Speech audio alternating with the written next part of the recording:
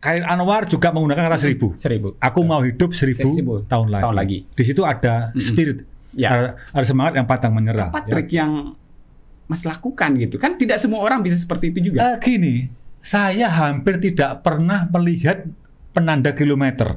Saya menikmati setiap kayuhan, lihat hutan, lihat lembah, ada sawah. Saya dites itu. Coba dari sini berapa? Lihat, wah jauh Pak. Ya makanya akhirnya saya diajar ya. Saya ini mapping ulang ini ya. Mapping ulang akhirnya jadi 4 hari. 4 etape. 4 etape. Oke. Dari Pototano, Sumbawa Besar itu 96 km. Berbagi cerita untuk saling inspirasi. YS Podcast. Ya, Assalamualaikum warahmatullahi wabarakatuh. Apa kabar sahabat YS Podcast semua? Kali ini ada yang sangat menarik ini. Saya dapat tamu yang spesial banget ini. Perjalanan jauh 1000 km. Ini kalau saya lihat Facebooknya ini, wah, perjalanan sejak dia berangkat sampai setiap batas-batas kota terdokumentasi dengan baik ini.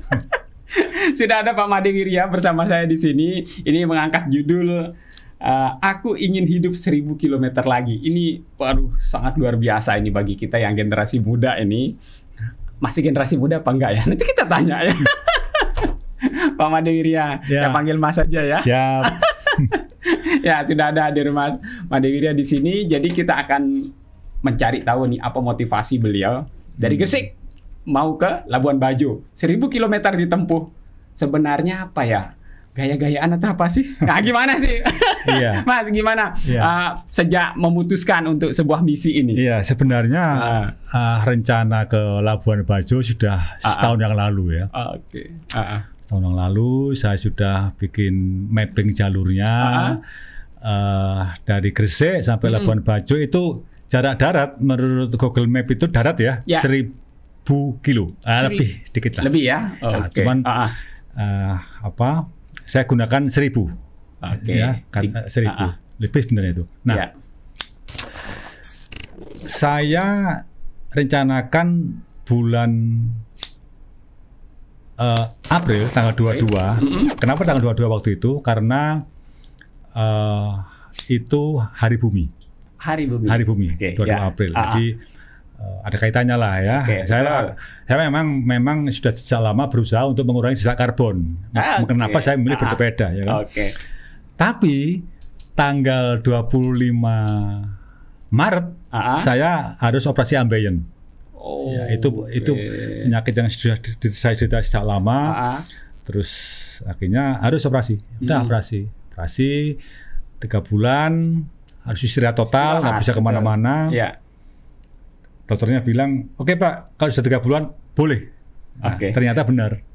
Setelah operasi 3 bulan, boleh bersepeda. Saya sudah mulai start lagi.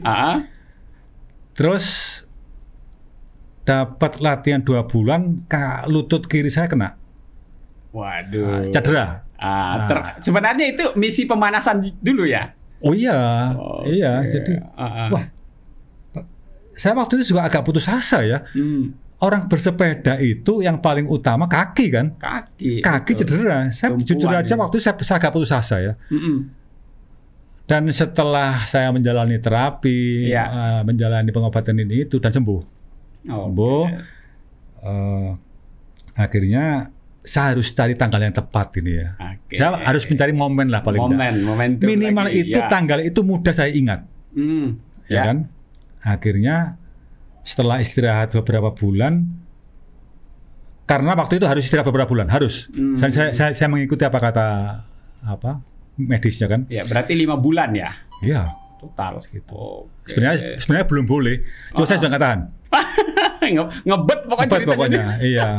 Karena sepeda buat saya bukan hanya sekedar olahraga ya, tapi sebuah ideologi ini.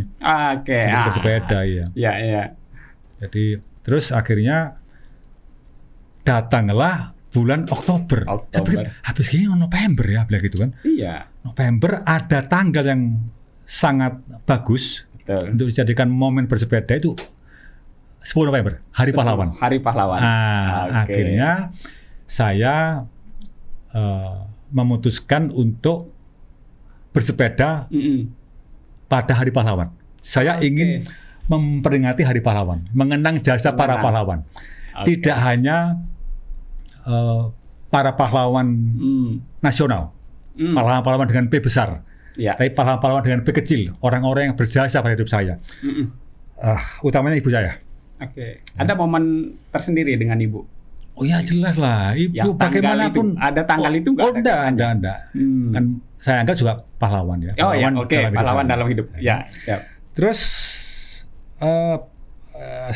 setelah waktu berjalan, saya mendengar kabar bahwasanya ada sebuah organisasi nirlaba yang baru saja membuka rekening dana sosial. Dia ingin mengumpulkan dana sosial untuk membantu sesama.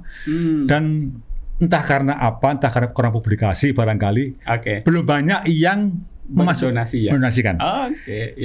Sampaikan ke beberapa pengurusnya bagaimana kalau saya bantu mengkampanyekan penggalangan dana itu, atau mengkampanyekan keberadaan kegiatan tersebut ya. Biar lebih booming lagi. Singkat cerita, disepakati. Apakah Anda mencari sponsor? Tidak. Saya ini rekreasi. Ya saya adalah duit dikit.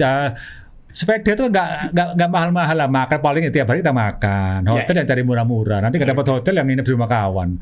Atau enggak ya nginep di rumah penduduk lah kalau nggak ada hotel kan. Akhirnya saya nggak cari sponsor, enggak gitu.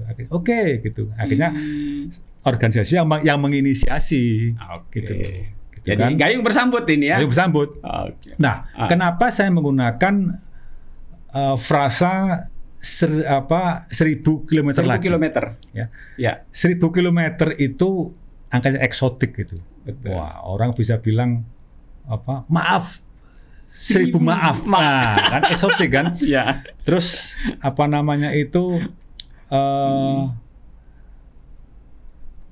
Khalil Anwar juga menggunakan kata 1000. Aku mau hidup 1000 tahun lagi. Di situ ada spirit, ada semangat yang pantang menyerah. Ya. Kenapa saya memilih aku ingin hidup 1000 kilometer lagi? 1000 kilometer. Jadi harapan saya selama belum mencapai 1000 kilometer, saya jangan mati dulu lah. Karena saya ingin membantu mengkampanyekan pengumpulan data itu. Jangan mati dulu lah. Ya kan? Nanti setelah 1000 kilometer saya diberi hidup, terima kasih. Saya juga ingin lagi 1000 kilometer lagi hidupnya itu. Misinya lanjut terus. Artinya ya tetaplah saya ini saya ini pengangguran atau gimana? Pengangguran. Gitu. Mungkin itu ya. Gitu ya. Jadi dengan tema 1000 kilometer lagi, ini kan bagi kita ini yang yang awam ini melihat orang bersepeda jauh banget ini. Apa yang dicari sih, nyari perhatian atau apalah. Jadi tadi motivasinya udah jelas ya, ingin membantu. Terus ini merupakan sebuah hobi ya. Untuk hobi. 10 November untuk memberikan Hari Pahlawan. Ada momentumnya. Dari sejak start nih. Jadi sejak apa yang Mas bisa temukan gitu, dorongan-dorongan semangat energi positif dari teman-teman sekitar. Ini saya sampaikan dulu bahwasanya orang di komunitas touring bike 1000 km itu ya tidak hebat-hebat banget lah. Ya lumayan lah. Artinya ada yang ribuan kilo, bahkan 10.000, bahkan di Nusantara. Kan saya ini ya segitu-gitu aja lah. Gitu-gitu aja. Bukan hebat ini. Nah, bagi orang yang tidak suka bersepeda, jangankan 1050 kilo, waduh jauh banget. Ini masalah passion ya. Masalah kesenangan, masalah kecenderungan untuk memilih hobi gitu. Ini hobi ya.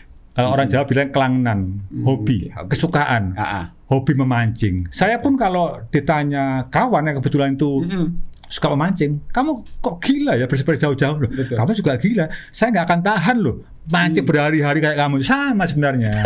Sama. Inilah ketika ukuran dipaksa di tempat lain. Persis itu. Gitu.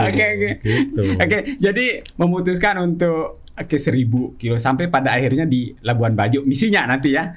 Misinya di Labuan Bajo. Nah dalam setiap perjalanan ini Mas nih. Jadi kan pasti ada yang ditemukan. Nah ini kan sebuah perjalanan yang sangat luar biasa menurut saya. Akan ada catatan-catatan di setiap tempat.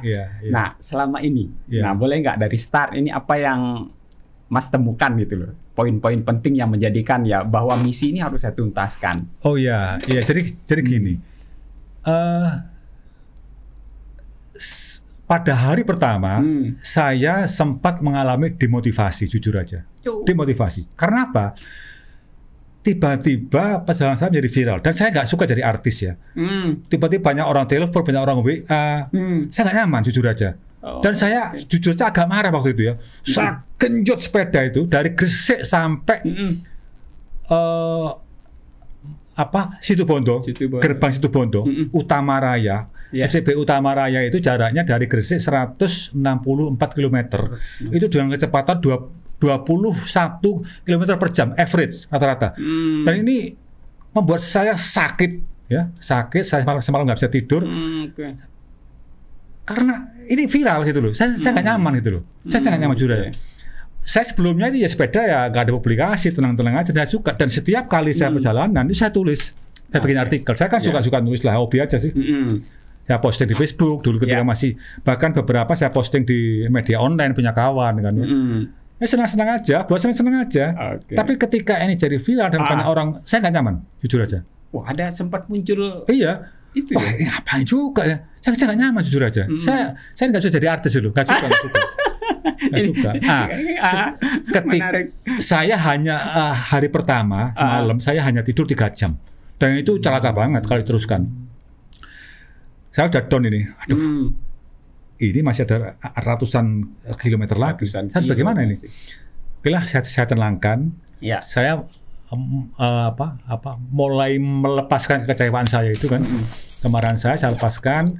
Akhirnya saya bisa tidur dari jam 6 pagi sampai jam 7. Saya bangun segar, udah. Saya santai udah. Saya lepaskan itu. Jadi udah, saya nggak membuka sosial media. Waktu itu beberapa ada sehari saya nggak buka itu, saya nggak buka Facebook, nggak buka WA, detox medsos. Betul. Nah baru setelah itu saya menemukan lagi kegembiraan. Kalau saya menemukan kegembiraan, wah seneng banget udah ini, wah udah jalan udah. Ini energinya nambah. Oh nambah lagi ya? Iya akhirnya ya. Masih baru sampai Mataram sih, ini masih ada separuh lagi nih. Baru separuh. Ini kan sangat luar biasa, separuh, dihitung separuh dari 500 kilo tinggal ke Labuan Bajo. Nah, dari panjang setengah perjalanan ini, Mas. Hari pertama saja sudah menemukan demotivasi yang sangat luar biasa gitu. Kemudian menemukan momentum, semangat lagi. Ya, semangat lagi. Menemukan kegembiraan lagi. Dalam menemukan kegembiraan itu apa yang Mas temukan nih? Begitu saya bangun pagi, badan saya terasa segar. Saya mulai kayuan pertama, saya berpamitan kepada pegawai hotelnya itu. Terus jalan, di mana cuacanya mendukung, tidak begitu panas, ada mendung tipis, dan itu anginnya dari depan, tidak terlalu kuat. Dan paling senang. Jalan happy, hari kedua saya menyelesaikan berapa ya? 70 dari SPB Utama Raya sampai ke Asem Bagus. Ya sekitar berapa? 78 atau 80 lupa ya. Itu menjelang masuk hutan Jati ya. Jati. Begitu masuk hutan paginya bangun jam 5. Seger banget. Masuk seger. Wah, semakin gembira. Masuk hutan itu jam 8 lah kira-kira. Sangat seger banget kalau sampai ke Tapang. Dan tiba-tiba ada kawan, sebenarnya dia WA ya. Nanti saya tunggu di Ketapang pelabuhan gitu. Tolong jangan di fotonya jangan kemana-kemana lah gitu. Lalu ketemu ngobrol-ngobrol, seneng. Udah masuk hari ketiga itu hari ketiga masuk ke Tapang, langsung saya teruskan ke Pulukan tuh. Pulukan itu masuk di Kabupaten Jembrano. Besok paginya berangkat lagi, ya udah Denpasar. Dan setiap kali bersepeda ketika saya menemukan kegembiraan, ada itu senang luar biasa. Dan saya tidak mengalami kendala berarti, sama sekali tidak mengalami mulus ya. Dan rasa sakit itu hilang. Tadinya ketika hari pertama, bahkan sampai dengan hari kedua itu sakit. Tetap was-was juga kan? Bukan kambuh gitu? Enggak juga. Iya, saya takut kambuh ya. Nah itu. Enggak. Ternyata kegembiraan itu luar biasa. Apapun sih ya, apapun kita lakukan dengan rasa gembira itu luar biasa hasilnya. Luar biasa. Ya, dan mudah-mudahan ya saya kuat sampai ke Labuan Bajo. selama menemukan kegembiraan. Iya, kegembiraan. Oke, ini asiknya ini Mas. Jadi ketika menemukan seolah-olah nih setiap bangun pagi ketemu suasana yang sangat mendukung. Ini kita kayak ketemu booster terus gitu. Oh iya. Nah, apa trik yang Mas lakukan gitu? Kan tidak semua orang bisa seperti itu juga. Gini, saya hampir tidak pernah melihat penanda kilometer. Saya menikmati setiap kayuhan.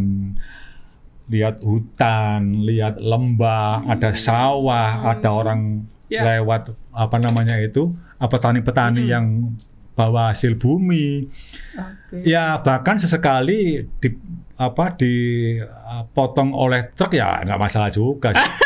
Saya selalu excuse ketika menghadapi pengendara yang ugal-ugalan. Nggak masalah. Dan itu emang risiko saya hadapi dan saya sudah saya latih itu selama berbulan-bulan untuk itu. Di jalan itu sangat dinamis. Betul. Saya pernah tertimpuk botol plastik dari kendaraan bermotor. Ya sudahlah.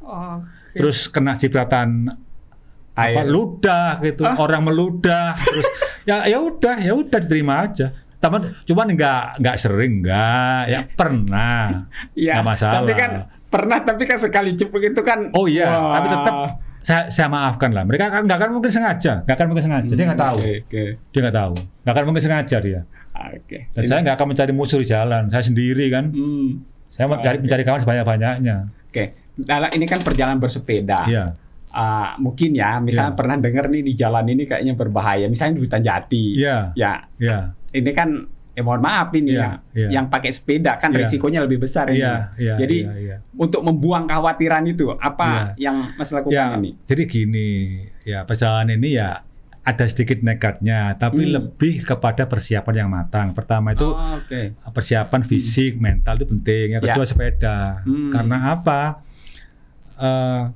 Kalau kita tidak persiapan fisik sebagus apapun ya selesai lah di jalan, nggak akan terus itu. Nah, yang namanya mental kita naik turun ya. Betul. Gini, kegembiraan itu juga naik turun. Pakat.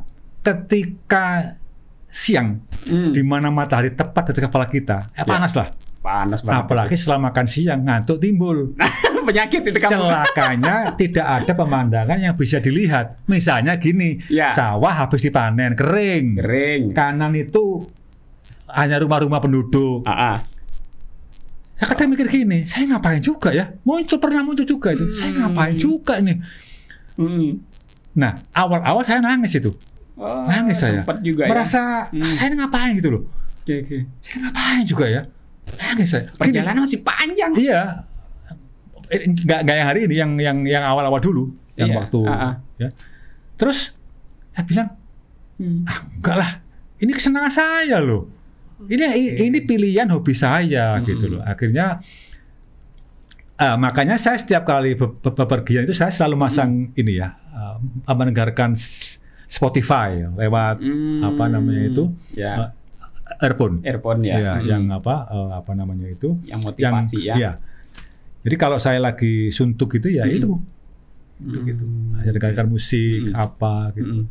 Atau saya jujur aja kesepian sendiri kan. Saya ngomong sendiri. Bermonolog kan saya ngomong apa aja udah. Ngomong aja sendiri gitu. Ini trik membuang kesuntukan di jalan nih. Tapi itu selepas itu ya udah senang-senang aja. Senang ketemu orang, ketemu banyak peristiwa yang menarik ya. Bagaimana pedagang gerabah yang mengusung gerabah yang demikian besar di sepeda kayuhnya, ini kan luar biasa dahsyat dibanding saya hanya happy gini aja, yang hanya rekreasi, dan mereka lebih susah kayaknya.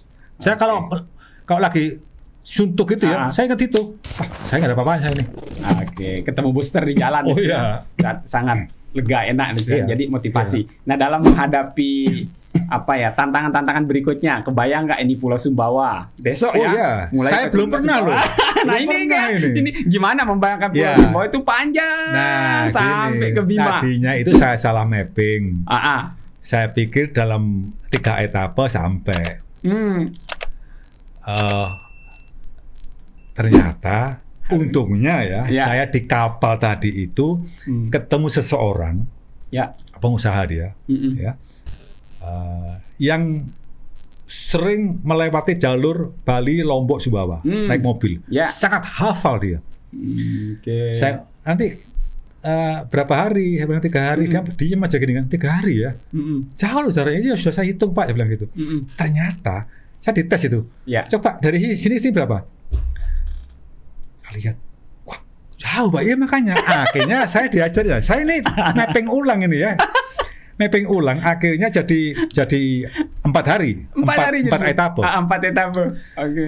Dari Pototano, Sumbawa Besar itu 96 km. Sumbawa Besar ke Empang. Empang ini? Empang itu 85 km. Empang ke Dompu 104, Dompu ke Sapi 103. Ini ideal ini. Dan di masing-masing kota katanya ada penginapan. Nah ini ini sangat terbantu. Makanya di jalan ya saya meyakini kalau kita ini berbuat baik itu ada yang nolong aja lah. Ada yang nolong. Ada aja. Biarpun kita nggak minta tolong, ditolong. Itu selalu muncul pertolongan yang nggak diduga-duga karena motivasi kita kan. Motivasi kita baik. Nah dalam perjalanan udah setengah ini, apakah ada muncul sudah misinya ini sudah kelihatan nggak? Misalnya untuk membawa yang pengumpulan dana. Nah ternyata sudah ada beberapa masuk dan memang dukungan terus mengalir ya. Dan saya akhirnya bisa menikmati itu. Oh iya ini penting juga ternyata ini. Dan saya kadang itu iya ya. Orang-orang yang dulunya tidak pernah nyapa saya ya di kehidupan offline nyata itu dia berdukungan, juga kaget ini. Kaget juga ini. Akhirnya oke lah, saya menerima kenyataan ini bahwasanya saya mulai diperhatikan orang itu. Sebenarnya saya sih nggak butuh-butuh banget ya. Cuman oke lah, saya eksus saja. Oke iya. Dan mereka mendoakan, saya juga terharu itu. Saya nangis juga jalan tuh. Mendoakan mereka ya. Mendoakan mereka bilang gitu. Oke lah ini. Saya jangan egois lah, saya karpe dewe gitu kan. Saya anak saya sendiri. Nah ini harus saya terima lah ini. Dan itu ternyata setelah saya hayati, ternyata ya salah satu booster juga itu. Dukungan hingga hari ini. Nanti kalau saya buka ini juga ada pas itu. Entah WA, entah itu. Lalu memberikan support. Kalau mereka tahu di dunia Torik baik, biasa 1000 inilah. Itu dia nggak tahu itu mereka. Ini asli ini. Jadi kita belajar bagaimana menemukan booster dalam kehidupan. Ternyata yang nggak kita duga-duga selama niatnya ya Mas. Iya. Selama niat ini ingin berbuat kebaikan. Kemudian sampailah ini Pulau Sumbawa saja berarti ada 4 ya? Ya 4 etape. 4 hari berarti itu. 4 hari itu yang 3 hari gowes saya harus recovery 2 hari, 2 malam. Sehari saya nggak gowes. Itu memang ideal seperti itu idealnya. Recovery berarti nanti sudah hari ketiga ya? Hari ketiga recovery sehari. Ya. Hari kelima baru saya gowes lagi. Baru nyebrang lagi itu. Tinggal nyebrang aja kan kita ada di aja. Cuman yang saya jenuhkan mungkin ya dari Labuan Bajo ke Surabaya ke Tanjung Perak itu katanya sih berapa hari? 2 apa 3 hari itu? 3 hari bisa jadi. Gila. Itu saya nggak tahan juga. Saya nggak tahan diem Mas. Saya nggak tahan diem. Itu di kapal. Nggak tahan diem. Iya, jadi saya nggak tahu ya orang lain ya. Kalau saya ketika sudah mulai gila pada olahraga sepeda jarak jauh, long distance cycling ini, itu tidak bisa diam di rumah. Jadi saya nggak tahu, kemungkinan ada insting liar itu muncul. Dan ini nggak nyaman di rumah. Ini saya nggak tahu, ini sehat apa enggak, saya nggak tahu. Secara kejiwaan ya, saya nggak tahu. Menurut saya sih itu wajar, karena sebelumnya kan nggak pernah diem. Mungkin ya. Jadi nalurinya mau bergerak terus kan? Ketika disuruh diem, bukan saya ini yang ada di rumah. Dan makanya saya juga bisa memahami ya bagaimana anak-anak jalanan itu ketika dirumahkan itu agak susah ya. Kita bermahami itu. Jangan-jangan seperti ini. Memang butuh waktu. Betul. Ya, butuh waktu. Tapi masuk juga di logika tuh, Mas Madhurya. Jadi ketika anak-anak yang kadang ya dia happy nyanyi di jalan, menghibur orang, walaupun ada yang diharapkan didapatkan. Terus kemudian tiba-tiba mau disuruh stop kalian nih, jangan ada lagi di sini. Saya melihatnya ada juga garis lurusnya di situ, benang merahnya gitu. Nah, yang Mas Madywira lakukan ini kan sebuah misi membantu sesama, ya. Ada kampanye. Ada kampanye yang di goalnya. Ya saya bantu-bantu aja lah, bantu-bantu aja. Kan caranya luar biasa ini. Ya nggak tahu sih ya, gini aja. Gini, ada banyak yang nanya sih, di sosial media. Kenapa sendiri? Itu dia. Saya bilang saya ini soliter ya. Saya ini introvert orangnya. Saya kurang suka gaul ya, kurang suka berorganisasi. Saya nggak tahan kalau berada di keramaian tuh. Itu pertama. Yang kedua, saya belajar dari beberapa petori senior. Bersepeda jarak jauh kalau banyak orang berantem pasti. Saling tunggu. Berantem.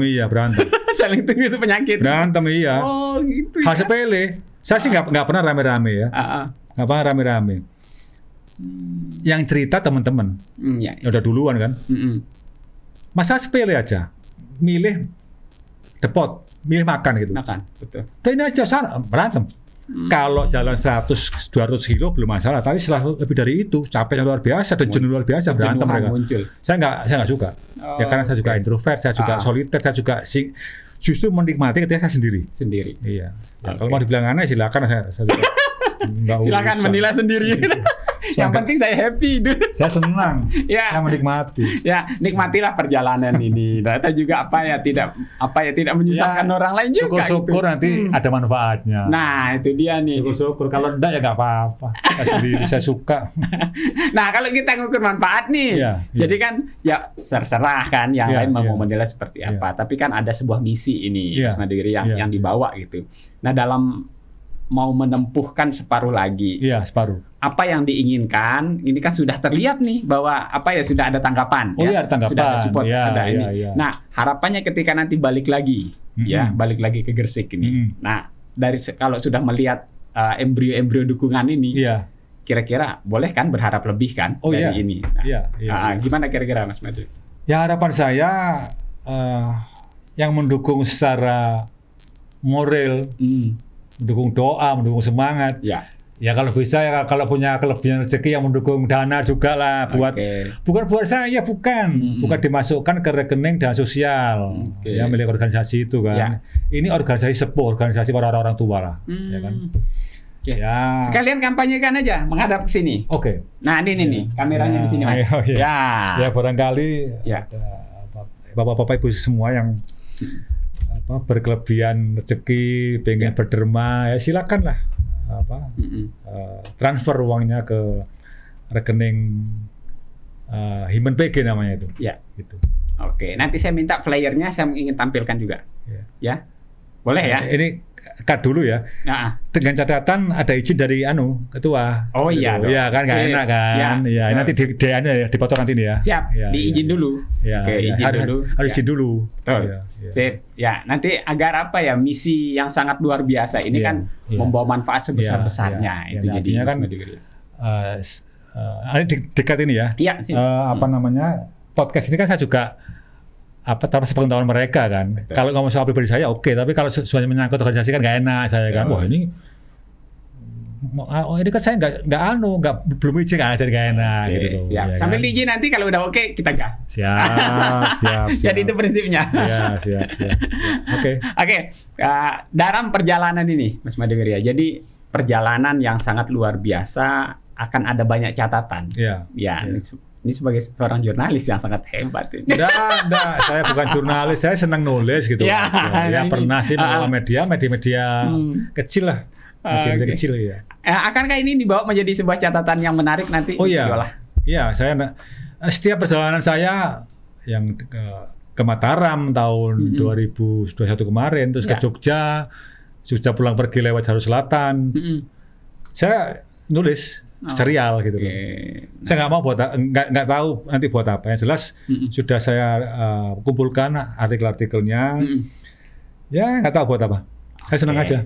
Yang penting tulisan. Ya sebagian dimuat juga di media online punya kawan. Sangat menarik ini sahabat Yes Podcast. Jadi sebuah motivasi ini buat kita ini. Buat dari Mas Madywira ini sudah sangat luar biasa. perjalanan panjang, jika itu adalah sebuah hobi dan ada misi kemanusiaan, ini akan menjadi berarti lah, bukan hanya sekedar jalan-jalan sendiri ya. Memang banyak tantangannya, sangat luar biasa ya. Tapi sekali lagi perlu digarisbawahi bahwa 1.000 kilo itu bukan jarak yang hebat lah, ya biasa lah. Standar itu ya. Nanti dibikinnya enggak, biasa aja. Betul. Jadi bagi orang yang memang suka bersepeda ya, ini akan menganggap ini sebuah hal yang wajar. Biasa aja lah. Betul. Oke, terima kasih ini sudah mampir dalam perjalanan panjangnya, mampir di YS Podcast sangat luar biasa, bersedia hadir di sini, Mas. Jadi sudah berbagi sangat luar biasa cerita. Oke, sahabat YS Podcast, itu yang bisa saya bahas. Semoga bisa menjadi motivasi kita bersama. Nih, mari berbuat kebaikan dengan apa yang kita bisa. Intinya kan seperti itu. Sip. Ya, mari nanti kalau nonton YS Podcast ini silahkan ya diberikan dukungan untuk orang-orang yang bisa membuat perubahan. Ini ada misi tertentu yang dijalankan oleh sahabat-sahabat kita. Demikian sahabat YS Podcast, ketemu lagi di konten-konten berikutnya. Assalamualaikum warahmatullahi wabarakatuh. Salam. Berbagi cerita untuk saling inspirasi. YS Podcast.